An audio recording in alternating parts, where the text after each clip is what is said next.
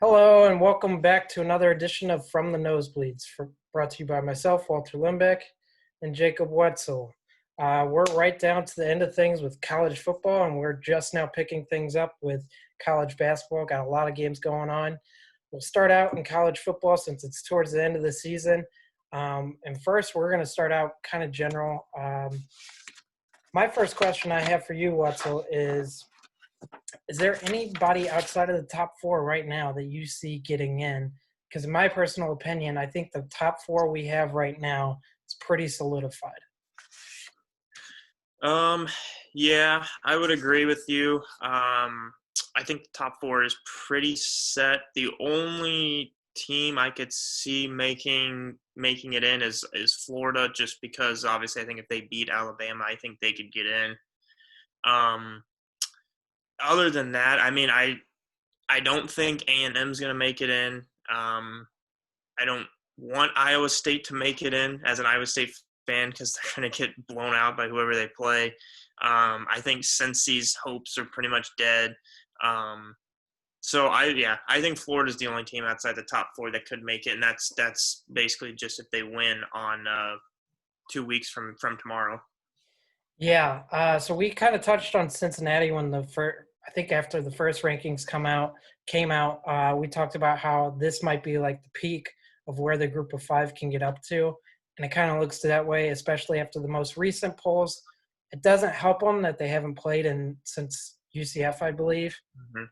So that doesn't help. But still, at the same time, I think that 7 spot is the highest that they're willing to go for a group of five, which hurts. And I'll talk about that more later on. But you brought up Florida there, and you said they're like the only team outside that you can see getting in. So that brings me to my next question. What are the chances that Florida beats Alabama? I mean, I think they're pretty high. I think that I don't think that they will. I think I saw somewhere the line is probably going to be about between 14 and 17 points, which I think I would take Alabama if I had to pick a side. But I don't think it's outrageous to think that. I mean, Florida's got at least we've seen them have a dynamic offense. We've seen them put up points. They're obviously going to probably be full strength healthy for that game. So I don't think it's far fetched. The only question is just how do you slow down Alabama? Like no team this year has been able to do it. Georgia was supposedly their toughest competition with that defense. They couldn't do it. I think Florida has a good offense and could put up points, but I just like Alabama can score every possession, it feels like.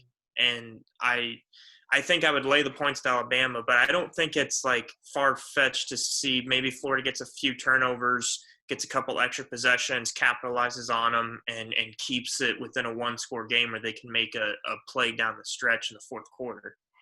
Yeah, I think I think in my opinion, their hope is basically if they can get, the ball to fall their way, an example, just a few turnovers or a few bad play calls from Alabama's part or overthrows or something like that and get the ball back and get extra possessions. Because I still have questions about the Alabama defense. It's not as good as years past, but it doesn't need to be when you've got an offense as good as they have. And the next thing about that game, too, is how high would that point total have to be for you not to take the over? Because it seems like both these teams are going to go out there and score 40-plus points. I mean, honestly, I think it has to be probably mid-70s because, like, I mean, you can't tell me you can't see you're telling me you can't see a 42 to 42 game or a 48-42 game. Like, I think it would have to be like 75, 76. And even then, like, I'm not going to not take the over. I just would be more cautious about it. But like we've seen, like Alabama, like has at times has struggled. In the last couple of games, their pass rush has gotten better, but we've seen them struggle to put pressure on the quarterback. Florida's offense with Trask, if there's no pass rush, they can sling it all around. So I think it'd have to be high 70s for me to really think about not taking it. Yeah, I'd agree with you there. I think That's an interesting one because it's just showing how the times have changed in college football, especially because I mean the SEC is built on defense and built on being physical, tough, and you're usually a running team in the SEC. But now, you know, I'd say go back like 8, 9 years, and championship games probably wouldn't even one team wouldn't even score over 40. Now it seems like they're all high-powered offenses circled around their quarterback play, and now you're going to see a lot of more points scored and stuff like that. And it just shows the direction that college football is going in my opinion. Right. Because Well, I mean, the SEC is supposed to have the best defenses, but there's not right. many A lot of elite these SEC defenses. games have turned into Big 12 games from years past where they're high scoring. Like you look at the Alabama LSU game, like what was it, 8 years ago now? That 9-0 game against Alabama and LSU where Yeah, it it was was like, 9-6. yeah, like I mean, like you think about how far these teams, these offenses have come in that conference. Like they're scoring points like Oklahoma and Texas Tech did, 3-4 years ago. Like it's crazy.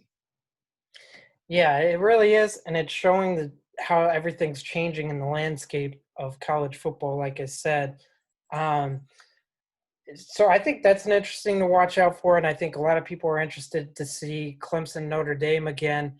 And I Hmm. think, in my opinion, I'm not sure how you feel, but I think Notre Dame would have to get blown out in order to drop outside of the top four.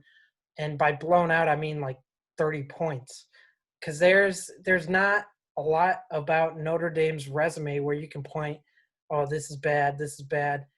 And even if Florida does win, they've got better wins in my when I'm looking at it than Florida does, because Florida just will have just the Alabama win really outside of Georgia. And Notre Dame's got better wins and they've got better quality of wins and how they've won those games. So I think it'd take a lot for Notre Dame to get left out. And I don't think Clemson's going to blow Notre Dame out either. Yeah, I would. I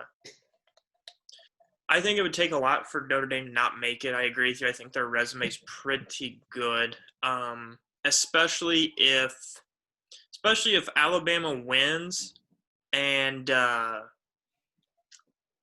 mean, I guess it doesn't matter what Ohio State does, but if Alabama wins and then you have Notre Dame sitting there at 10-1 with already a win over Clemson, like you're not going to put Texas A&M over them. So even if Iowa State, who's sitting at 7, were to win the Big 12, you're not putting Iowa State in over them.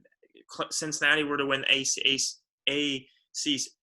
you wouldn't put them in over. So it's like really the worst case scenario is Notre Dame gets blown out and Florida beats Alabama by like 14, and then maybe you say, hey, maybe. But I agree with you. I think Notre Dame's resume, their schedule, the way that they have beaten opponents this year, it just looks a little bit better than Florida, and they've been up there in the top 5, I think maybe 6 for like most of the year. So it's like it'd be weird to see them lose a game and drop behind 5, 6 teams. So I think it would take a lot for Notre Dame not to make it at this point. Yeah. And then the next thing I wanted to talk about is what happened in the Big Ten. We all saw it. We all saw it coming, and then we all saw it happen. But the Big Ten kind of moving the field goal post just to include Ohio State in the championship game. And personally, I get why people don't like it. But if you're looking at it from the perspective of the conference as a whole, they made the right move. They made the right decision. It sucks, and like it would have been great to see Indiana in there and everything for that program. But at the same time, they're not going to make it into the playoffs. They'd have to have a lot go their way. Northwestern would have to have a lot go their way in order for them to get into the playoffs. So you see from a financial and business situation why they did it. It just, and in the season where everybody's talking about eye tests, they're talking about games played and stuff like that, it kind of hurts that, you do something like this to allow the big name like Ohio State to get in.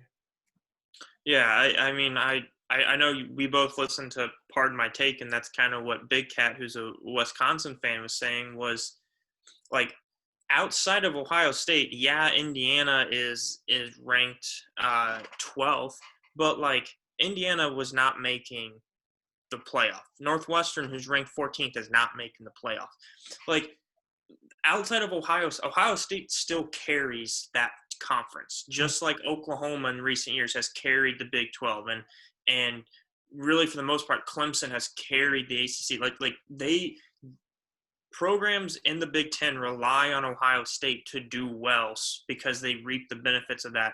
And especially in a year with all the COVID and all the cutting programs and budget stuff, like you need Ohio State to make the championship game and get that extra revenue coming in for the Big Ten to help you.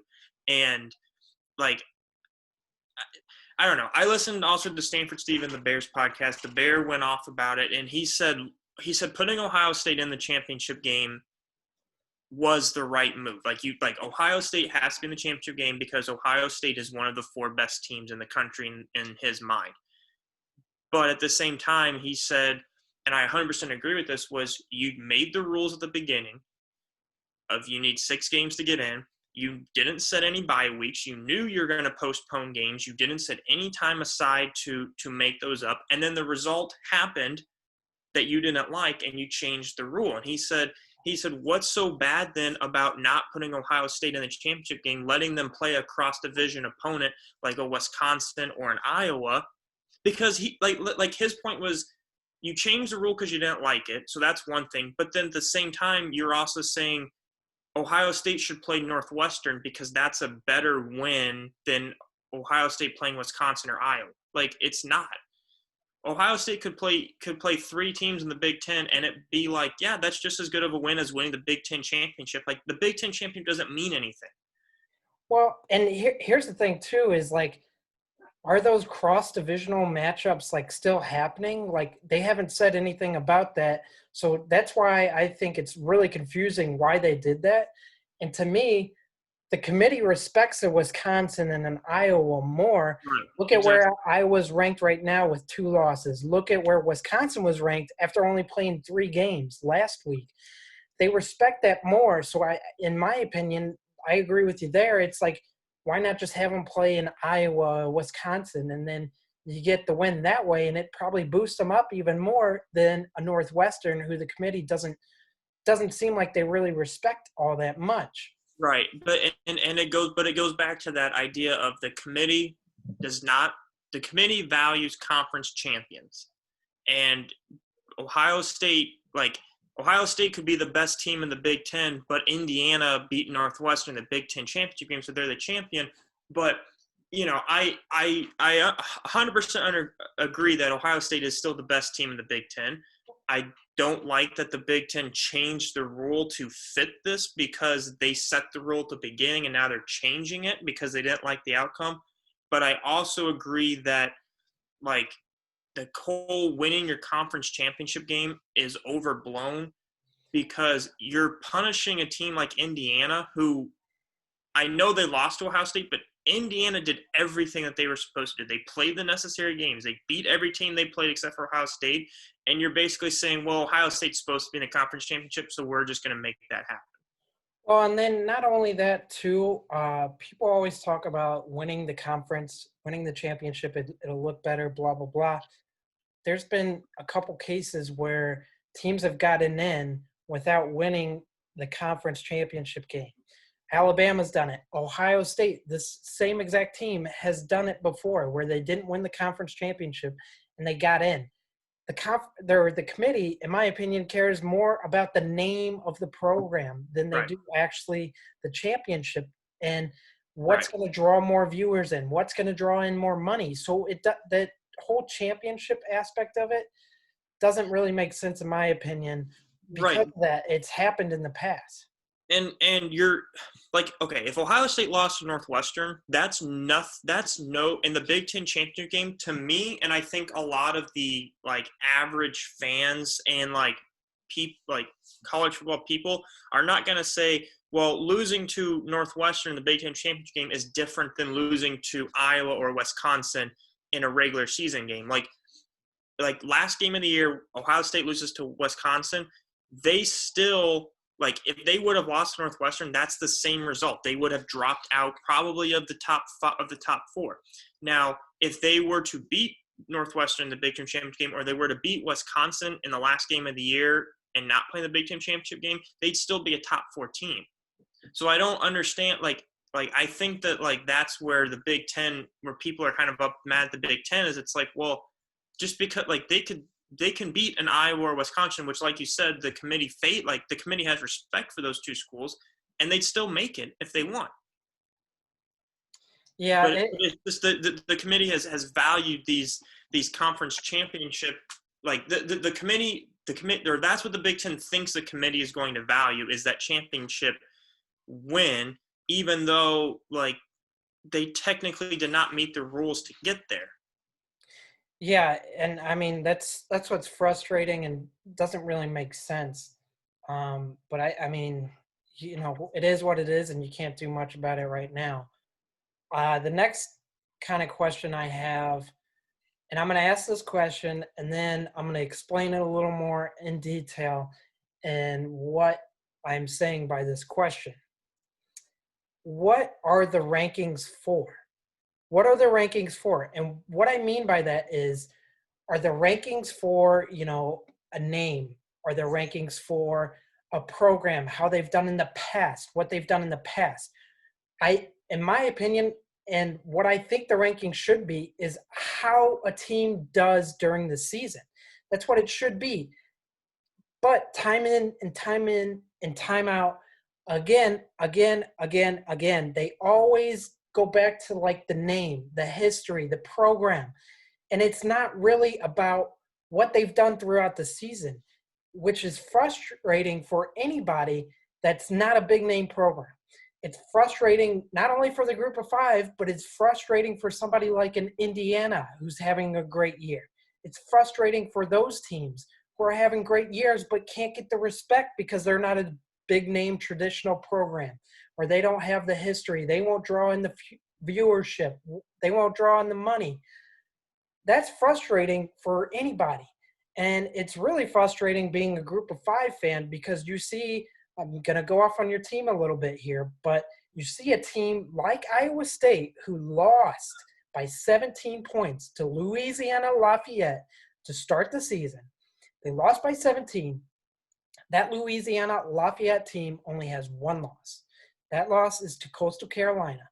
Coastal Carolina's gone out and beat another ranked team as well in BYU. And Coastal Carolina sits at 13. But Iowa State, who lost to that Louisiana team, can jump over Cincinnati. I get it. Cincinnati hasn't played in a couple weeks, but they haven't lost. Iowa State's lost to a team who's down further in the rankings, down way further in the rankings. That doesn't make sense. It logically, it doesn't make sense, other than the fact that they're a Power 5 team. Coastal and Louisiana aren't, and Cincinnati's not a Power 5 team. Then if that's how you're going to base your rankings on, the programs, the history, and all that, it doesn't matter. The season essentially does not matter. There's very little that matters in the season besides 1 or 2 games. That's it. The rest of the season doesn't matter. Okay, it's fine and dandy that a group of 5 gets to go and play in some New Year's Six Bowl. That's nice. But they don't get the extra money that, some of these Power 5 schools are getting. Imagine if a group of 5 little school got the extra money for their conference because of that. Okay, let's say that happens with, like, a Cincinnati, UCF, somebody like that. They get in, they get that extra money for their conference because of making the college football playoff. Now, suddenly, they might become a Power 5 program, whereas you've got somebody like the Pac-12 who's struggled for years, sent maybe 1 or 2 teams to the playoffs. Not doing much, not doing a whole lot for your viewerships, not doing a whole lot for you financially. They overtake them. They become that Power 5. I don't see why that can't be a possibility. And I don't see why it's set like this. It's very frustrating for me. I know I'm a group of 5 fan, so it might come off a little biased, but logically, I think that'd be a better system, because it spread the wealth. And it also increased the level of competition around the country, not just in these select few areas. Yeah, I mean, okay. First, I agree with you on the. Sorry, that was a lot, but I just had to get that out there. First, I agree with you on like the whole games, like the whole like oh games don't matter because like that's kind of what they're like. If Ohio State were to get in, that's kind of what they're showing with Ohio State is they're saying, hey, you only played 6 games, and yeah, you won all 6, but you only played 6 games, so the regular season doesn't really matter. That's why you also got pushed the conference championship game. Like you're basically saying the regular season games don't matter, and I agree with you. And then so going off that, I the rankings to me are I have one foot on each side. So I think the rankings are good throughout the year because it lets you know where you stand. It lets you know the committee is saying, "Hey, we Texas A&M Florida, right? Texas A&M, we value that win you had against Florida.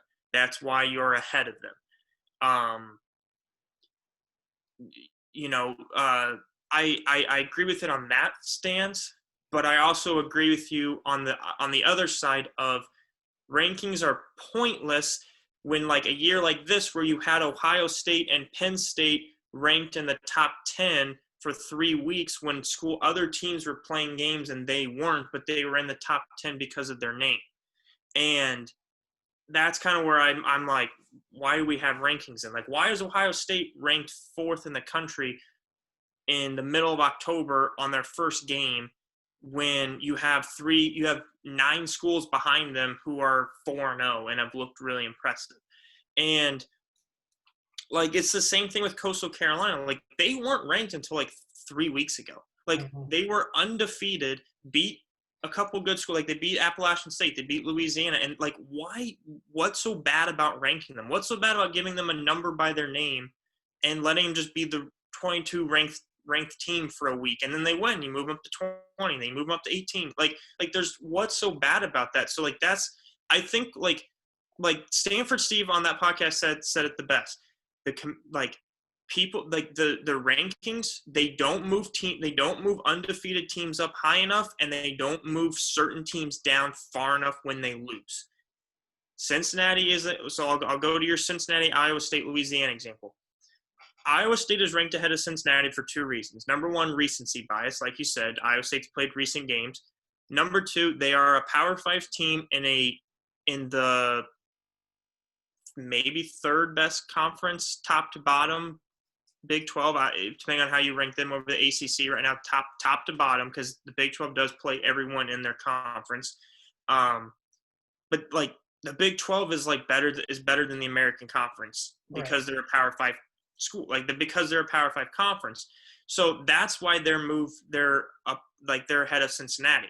Now I agree with you in the fact though that like Cincinnati should be, in my mind, the 5th ranked team in the country for one reason, and that is because they are undefeated and they have played games. Now, if you want to put they're not only undefeated. Outside of the UCF game, they've looked pretty dominant doing it. And even in the UCF game, it wasn't really as close as the score said. Right, but then you come back to it being like, well, Florida's 9-1, and yes, they're not undefeated. Their one loss was to Texas A&M, but like Florida has like beaten every team that they played, and now you're saying we value Florida's schedule in the SEC more than we value Cincinnati's schedule in the American, because there are some bad teams in the American. There's some bad teams in the SEC too, but I don't know. You're not going to put Coastal Carolina up at 7 because they're undefeated. Like at the end of the day, they're still Coastal Carolina. They're still in the Sun Belt. They're not like they beat BYU and that was a great win, but they don't belong in the same field as Florida and Texas A&M, Ohio State. They just they don't. Right. I get that, but I think 13 in my opinion is too low. I think a top 10 at number 10 or 11. I don't get what's so crazy about that. Is it having 2 group of 5 teams ranked that high? Because the top 12 is technically like your New Year's 6 bubble So is that what it is? Or like, I don't get why they won't do that. And I mean, they almost have a more impressive resume than Cincinnati does. They almost do. I think the level of competition in the Sun Belt's a little lesser, but they still have these impressive wins and stuff like that. So it just doesn't Yeah. make sense.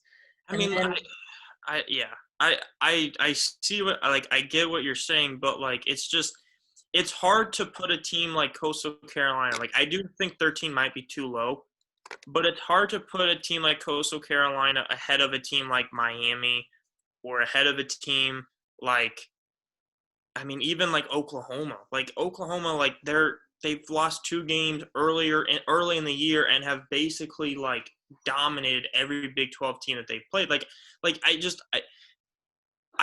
think 13 is too low for Coastal Carolina, but you start looking at some of those teams up there like I don't know if you put them ahead of some of these schools. Like I don't think you can put them ahead of half of these schools that are most of these schools that are above them. I'd put them ahead of Miami because Miami has not been that impressive. Their most impressive win is Louisville, and we've seen how Louisville's played out.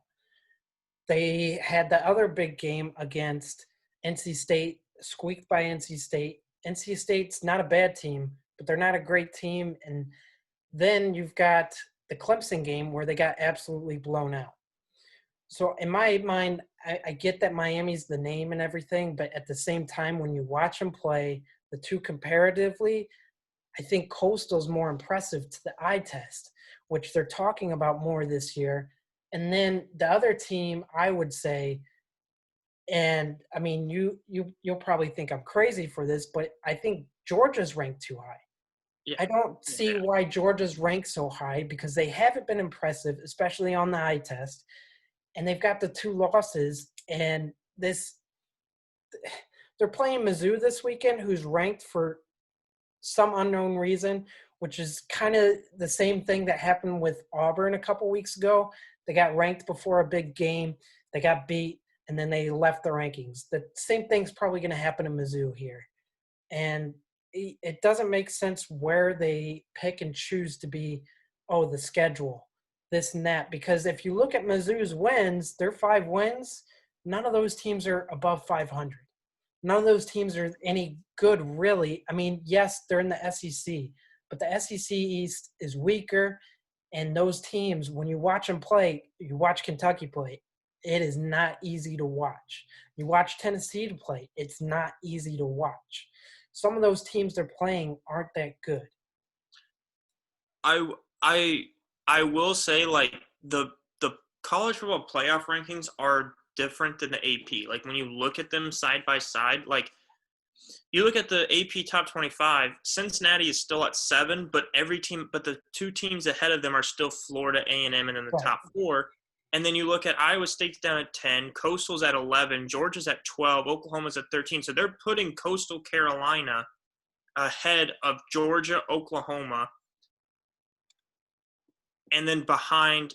I kind of do agree with you. I think Miami is still ranked too high in both polls, but like I can see them putting them still behind Iowa State just because Iowa Yeah. State's playing in the Big 12 championship game. But like they're ahead in the AP top 25.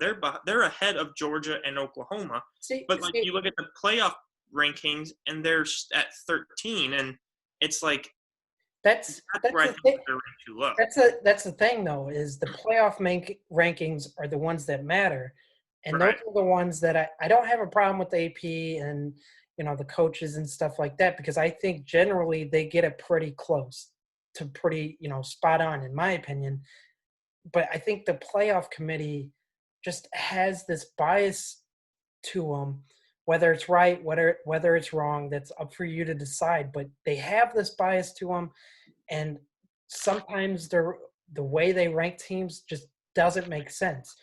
And the whole point of creating this committee was to help the rankings make sense to like humans, because the previous ranking system was computers and people were up in arms about that. So I mean, I get it. Ultimately, we're never gonna truly fully agree with the polls, but I just think that what it is now isn't as good as it could be.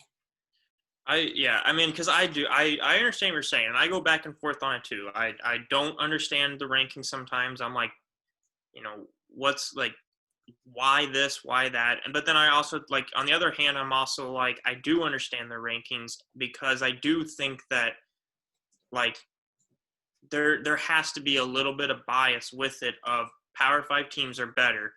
Teams in the best conference are a little bit better than teams in the worst Power Five conference. Like you look like USC is the best Pac-12 team, and they're still at 15. And Mm, like that's something I agree with. I'm like, they're 4-0, they've looked good, but they're in the worst Power Five conference. There is two Big 12 teams ranked ahead of them. There's a handful of Big 10 teams ranked ahead of them. Like there's three ACC schools ranked ahead of them. Like it's just like there's better teams and better conferences, and that should be. But I do agree with you. Some like the rankings at times can be really, really interesting and a little confusing. And I don't know. I just like I go back to what Stanford Steve said. He's like they rank teams that are undefeated too low, and they rank teams that lose too high because the committee has shown that if you lose two games, you are not making it in. Like they are not taking two lost teams. So when a team loses, why don't they fall down more? Because you're basically saying you're halfway to elimination and mhm. making the top 25, which would help Cincinnati, which would help Coastal Carolina. Like, not that Coastal Carolina is going to make it, but I truly believe in what he said there of like when a team loses, why is it when Georgia loses, they drop down 3 spots, but then when Oklahoma or Texas or someone loses, they drop down 10 spots, or like, whatever team. They like a loss is a loss. Yeah. And whether it's in the Pac-12, the Big Ten, like it doesn't matter. When you lose a game, you drop down. Now, is Georgia in the SEC still better than North Carolina in the ACC? Yes, Mhm. but they both have. North Carolina has 3 losses, Georgia has 2 losses, and yet for some reason Georgia is 10 spots ahead of them. Like Right. that does Well, not make sense. If you lose a game or 2 games, you should not be in the top 10. If you've no. lost 2 games, you're eliminated. Yeah. Yeah. I agree with you there. And then, you know, my my whole issue with the rankings too isn't just, it's not just from a group of 5 perspective. Because Mizzou's ranked, like I said, at 25. And then you look into other conferences in the Power Five, like an NC State, who's 8-3, who's looked really good at times, who's challenged some of those teams in the top 10, and they're not ranked. It doesn't. That also doesn't make sense to me. I mean, you've got 2 Group of 5 teams, pretty even resumes. One's probably looked a little more impressive than the other, and it's the one that's not ranked in my mind. There's some, like you said, there's some things that they do that just make you go, I don't understand that. And I don't know how, you're coming at it from this angle. So, I mean, sometimes I'd like a little more explanation from the committee going forward with their rankings. I mean, sometimes it almost makes you wonder if maybe instead of ranking teams 1 through 25 every week throughout the year, you do these are the top 4 teams in no order. These are the top 4 teams we have right now. These are the next 6 teams, 5 through 10, that we have right now. And then it's like, and then you're saying like Iowa State, for example, like I I love that Iowa State is up to 7. Like that is great, but I don't think that they should be that high. I don't think they should be above Cincinnati for one. But like if you break it out like that and you just say 5 through 10 is Iowa State, Cincinnati, Georgia, Miami, and or excuse me, A&M, Florida, ISU, Cincinnati, Georgia, and Miami. Those are 5 through 10. Those 6 schools in no order, and then you just wait and let it all sort it out at the end of the year. Because then you're saying we're not putting Cincinnati ahead of this team or behind this team. We're just saying they're in this group right here where they basically have to keep helping themselves by winning, or they can hurt themselves by a loss. Yeah, I agree. I think that might be better. And I think I would do it not just the top 4. I'd probably do the top 6 because realistically, those top 6 are the ones that are competing Mm-hmm. for those 4 spots. And then I do the next 6 because that's your New Year's 6, and then you can do 12 after that. Right. I just think maybe do something like that where you say we're not putting, 2 months out or however early they start doing it. We're not putting this team ahead of this team right now. We're saying these two teams are in the same circle, and Mhm. one of these teams like is going to get out of the circle, and the other team isn't because of their schedule or whatever. Like you're saying that both these teams are equal right now in our eyes. Neither team is ranked ahead of the other one. Both these teams are equal.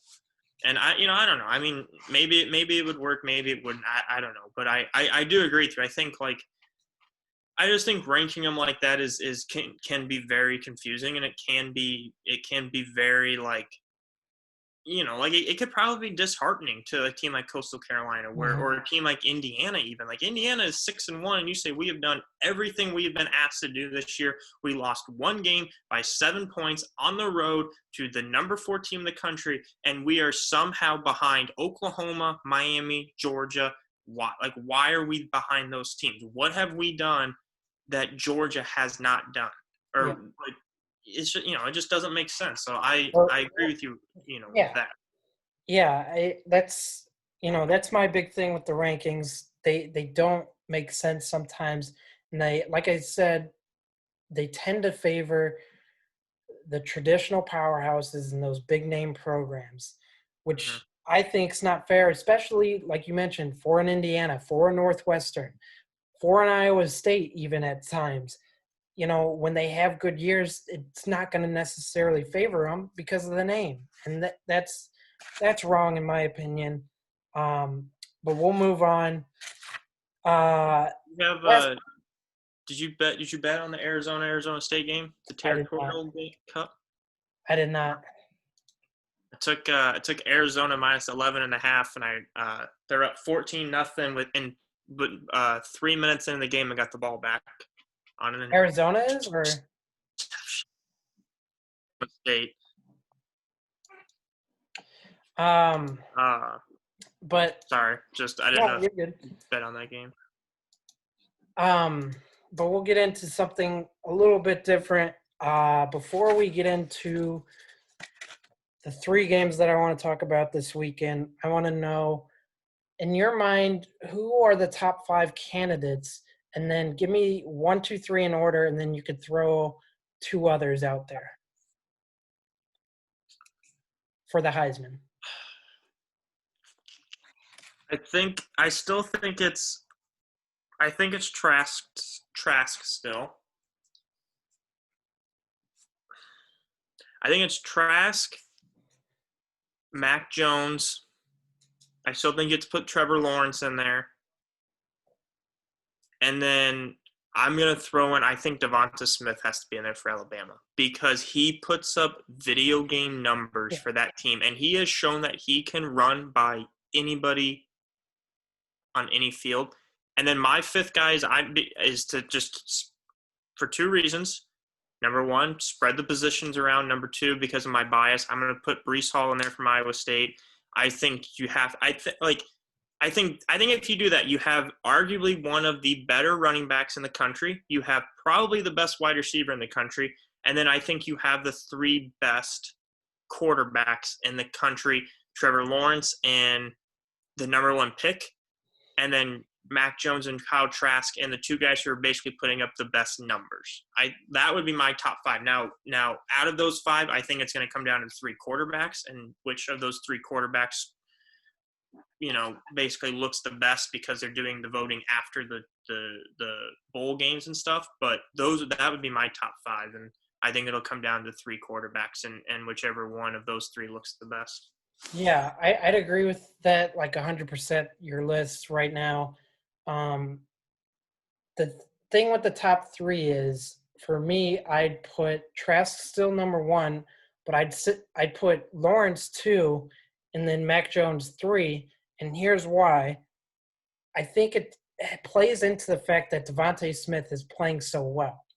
When you have somebody like that you can throw to, I think it takes away from your Heisman candidacy a little bit. that's just my opinion. And then not only that, he's got one of the best running backs in the country as well on his team. That takes a little more pressure off him. Najee Harris has like the most touchdowns accounted for a single skill position player. So I think both those guys could potentially draw votes away from him. And I think Trevor Lawrence could talk himself into being ahead of Trask depending on how he ends the season. I think he has the most to gain, and I think Trask has the most to lose in reverse. And I just don't think you could put Mac Jones ahead of either one of those two because he's got the weapons that he does and because Devontae Smith is playing the way he is, especially recently. I mean, this is going to be a recency award Right. because, like you mentioned, it's getting done after the season. So recently, Devontae Smith has been on a tear, and I think he will continue to be on a tear until the end of the season. So I think that takes away a little bit of the shine from Mac Jones. So I think I might be wrong about this, and they might look at it a different way, might give it to Jones, but I think it's between Trask and Lawrence. Yeah, I mean, my thing with Mac Jones though, like,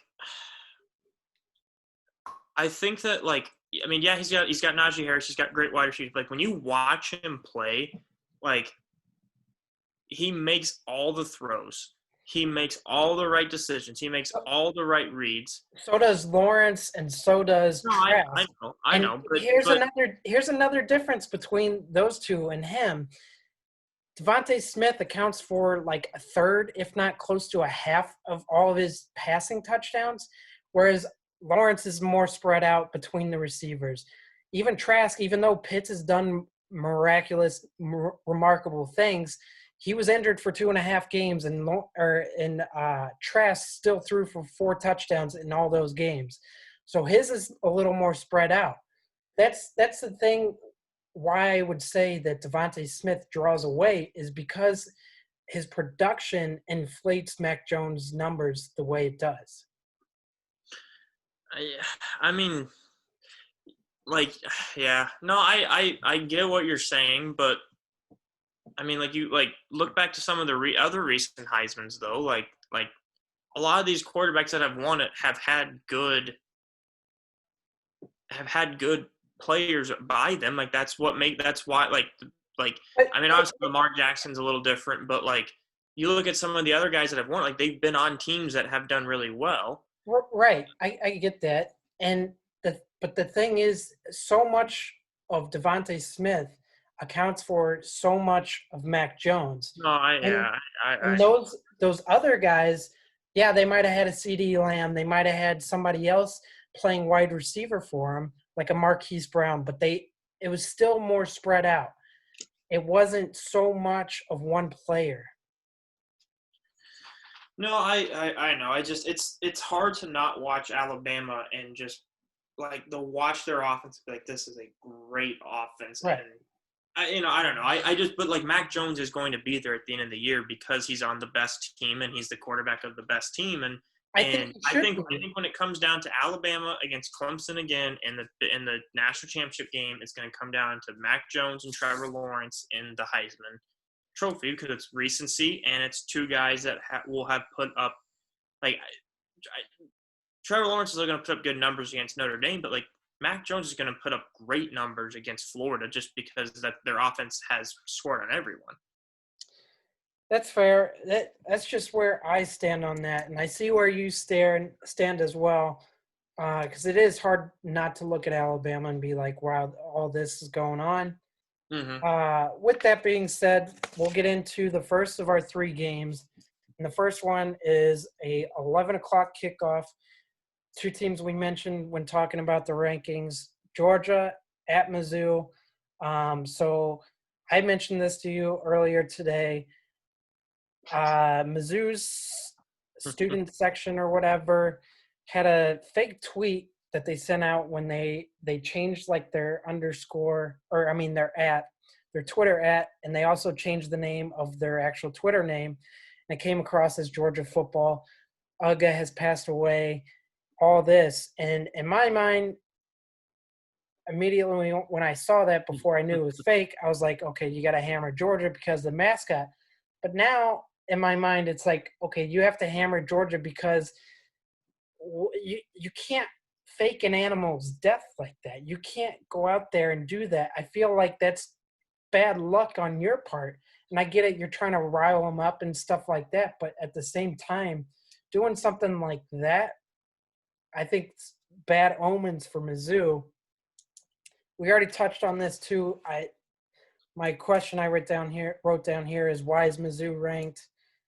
I think it's really just to give Georgia another quality win so they can keep them in that top 10 and be like, okay, hey, they beat this team that was ranked at one point.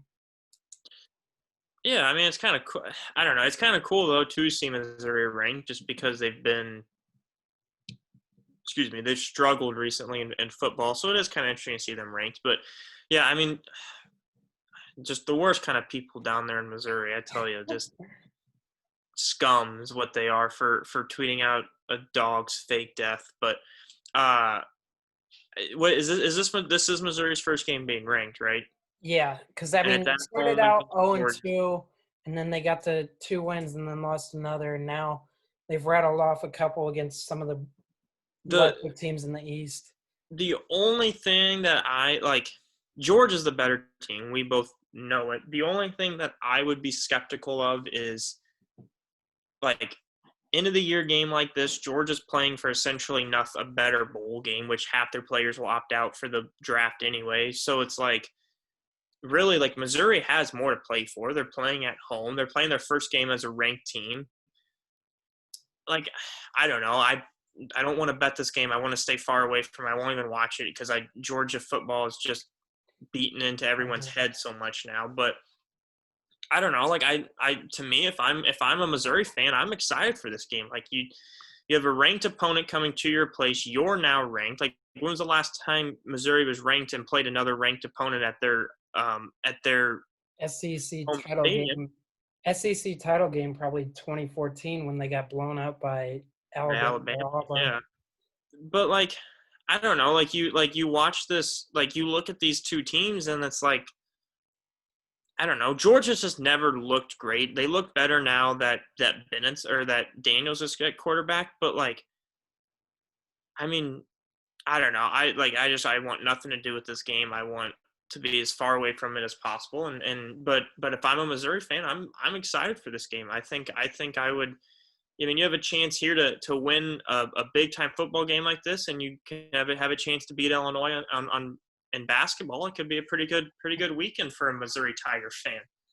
Yeah. Well, and here's you say Georgia doesn't really have a lot to play for, but the thing is, when you look at their skill positions, starting at quarterback, then going to wide receiver, tight end, they've got some younger guys that aren't necessarily going to be going into the draft. Mm-hmm. Mizzou's a younger team. They've got a freshman quarterback. They've got a senior running back, and they've got a senior linebacker. Both play a key part on their team. But they're still overall a young team, and you've got a first-year head coach. So I think this game does mean something for both teams because it's not looking at what's going or what's coming ahead this year. It's what's to come next year. I think you can build some momentum, some hype around whoever wins this game because you've got both teams are younger and it's clear that Georgia doesn't have anything to play for because their goals are always the playoff. Now that they're out, it's just okay, let's just finish the year. But at the same time, you still want to finish strong. You still want to go out there and win, especially with the guys who are coming back. While you might lose some guys during the bowl game and stuff like that, you want to win with those guys that come in still because you want to be confident and motivated and be like, okay, we've got something here. And the same could be said in my mind about Mizzou. You've got a first-year head coach, like I said. You've got younger players mainly, especially at the quarterback position. The guy's a freshman. So if you get a win against Georgia at home, it's a big win. You can carry that into your bowl game, and you can also carry that into next year being like, okay, not only are we more experienced, but we know we can go out there and be a better SEC team.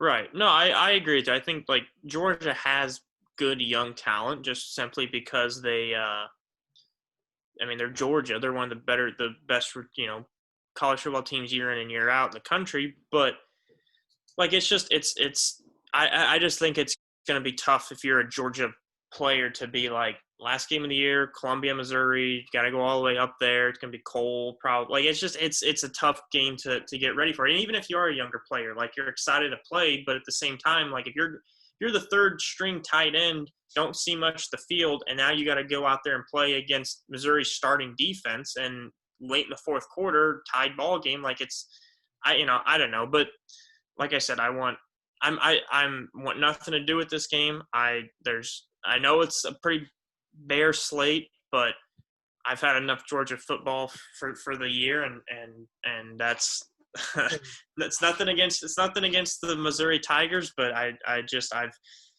Georgia football. I feel like is I mean we talked about it earlier. Like Georgia gets ranked too high. It seems like every week. Mhm. So Yeah, I don't know, but I think Georgia does win this game, and I think I I, I want to say Mizzou keeps it close because, like you said, they do have more to play for, but at the same time, Georgia's offense has started to click a little since JT's gotten in. So it mhm, really is a game I want to stay away from. But I do mhm. think Georgia ends up pulling this one out. And that leads to the only other ranked versus ranked matchup. North Carolina travels to Miami to play the U. Um, I've got a couple things for this as well. I think it's a similar situation to that Mizzou Georgia game, in that if you get a win here, you can build some momentum to the bowl game and then into Mhm. next year.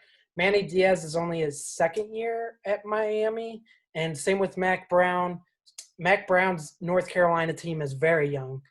Everywhere they're very young. I know Miami's got De'Aaron King, who's a grad transfer, but they're still pretty young as well. Manny Diaz is still getting his recruits in there and stuff. So I think you can build that momentum into next year and then, maybe build upon this win.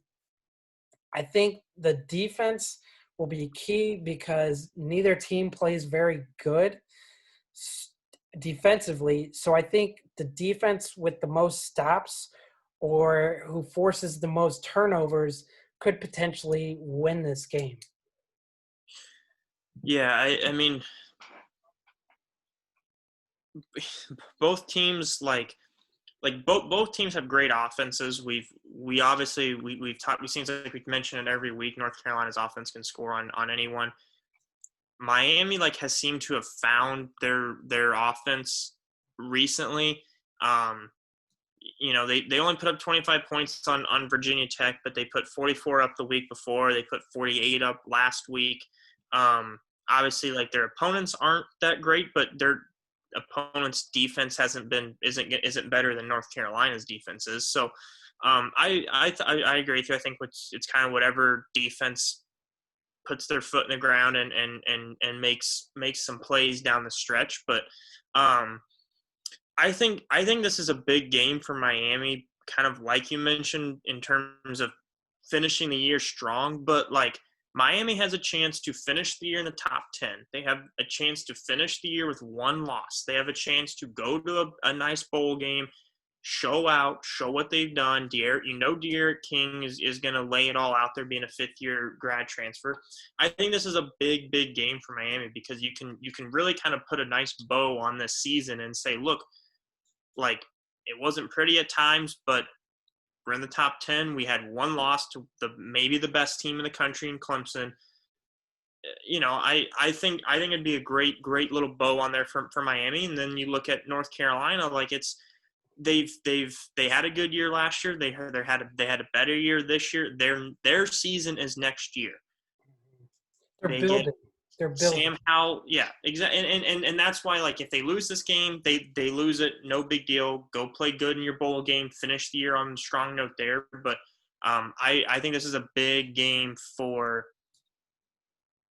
like I think Miami has a chance to really finish the year strong with this win, and they can cement a spot in the top 10. They can cement a spot with a great recruiting class coming in, and Miami can take another building block and keep building up to what the U is supposed to be every year.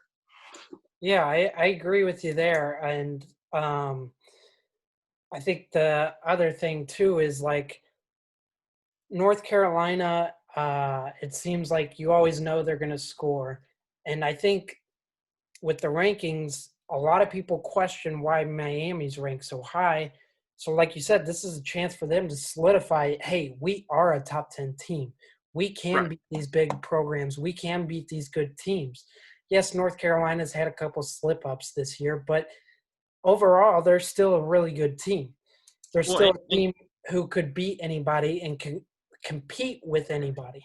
and you look at their defense too. Like their defense allowed, I mean, technically 42 points to Clemson, but they scored two touchdowns late in the fourth quarter, kind of really blow it open.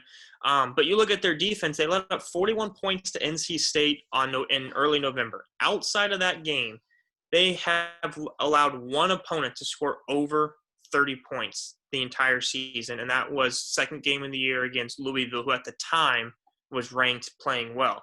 You look like they shut out Duke, which I know Duke's not great, but a shutout against a conference opponent is a shutout. Mm-hmm. 24 points to Virginia Tech, Who's got 14 a to good offense. 19 Virginia to Tech's Pitt. got a good offense. Right, and like you look like they haven't played necessarily like the greatest of offenses, but you're talking about week in and week out playing conference opponents, not allowing more than 20 points, really 25 points. Like their defense has started to really figure it out, and they have some really good players on that defense. So I like if I had to kind of think, I would rather take Miami's defense over North Carolina's defense, obviously, but like North Carolina's offense is just it's really really good. So I think this can end up being maybe the best game of the day. Obviously, it's like you mentioned earlier. I think it's the only two ranked teams. Second, Um, because you got Mizzou. Mizzou and Georgia. Okay, it's one ranked two ranked team, but like this could really be one of the best games of the day, just because it could be like right in that sweet spot of 42, maybe 35, 28, 42, 35, like right in that sweet spot where it's the defenses get a stop every few possessions, but the offenses are still going up and down the field. I think it could be a really good game. I'm excited to watch it. Yeah, I think it might. I think it will be the best game this weekend. I do think it's kind of a toss up because, like I said, it's whichever defense plays the best. We Mm-hmm. talked about it. Miami's getting things going defensively.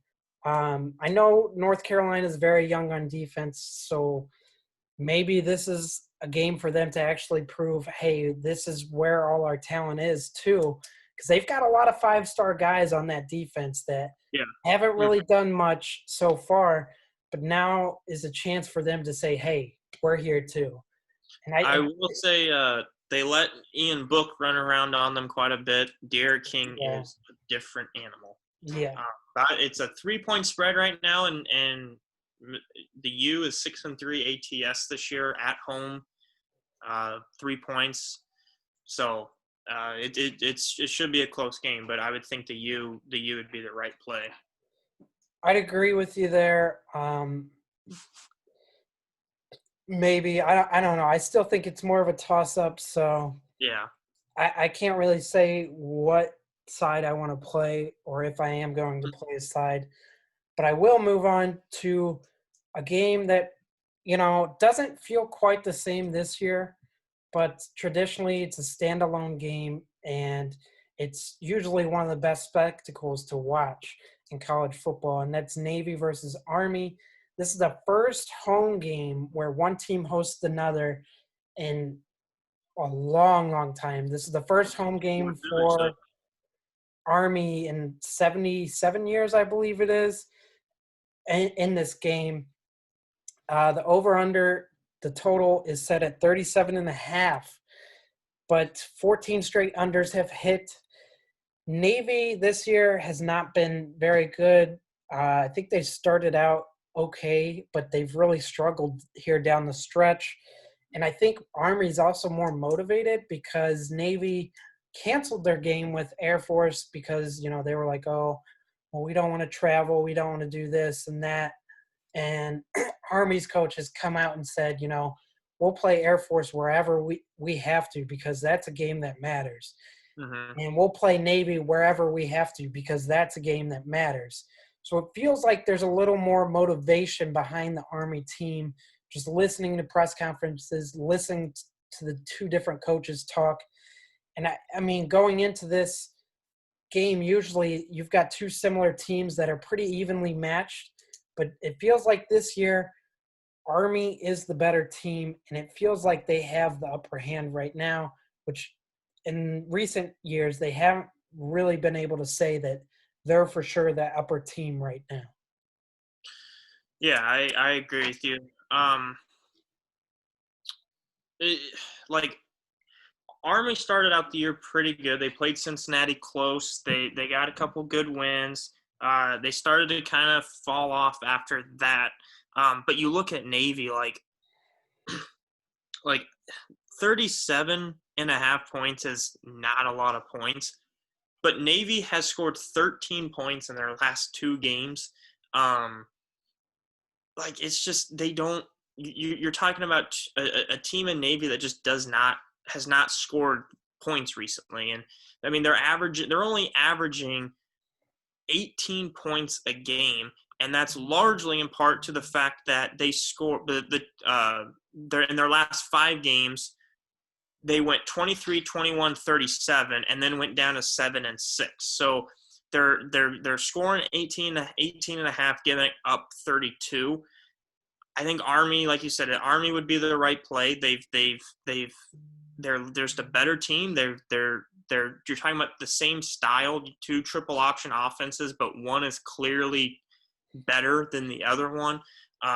But it'll be exciting because, like you said, game day is going to be there. You're talking about first game at one of these academies since World War II. Mm-hmm. It's always a fun game. Like no matter how bad these two teams are record wise, this is always like a must watch game, and it is different because usually this is on the kind of the off weekend between the end of the year and the conference championships, and this year it's kind of lumped in with all these other games, but I still think like it still gets the primetime CBS slot at 2:30, and I still think it's going to be the most watched game of the day, and it's always a must watch game. Yeah, it's like I said, it's one of the best spectacles in sport, Hmm. and it's kind of chilling to say, but it's one of the only games where the guys out there on the field, and it's kind of cliche to say this, but the guys out there on the field are willing to die for those that are watching the game. And Hmm. that's kind of chilling, and just bringing that aspect into it it's really unique, something you don't see a whole lot. And I mean, it's a great spectacle, and these two schools hate each other, absolutely hate each other. So it's always heated, it's always contested. This year it might not be as contested because I do think Army's a little more physical, which is very key when you're talking about two triple option teams. Yeah, it is. I had a friend from back home went to West Point, and I think he went to two games, and um yeah, he said it's just like he said it was like the best time he ever had doing anything. So uh yeah, it'll be really cool. It'll definitely be a different uh venue and a different feel to it, but yeah, I'm excited for it. Yeah. um Yeah, but definitely something if you're a college football fan to put on your bucket list. We'll take a quick break here, and then we'll get into some bets.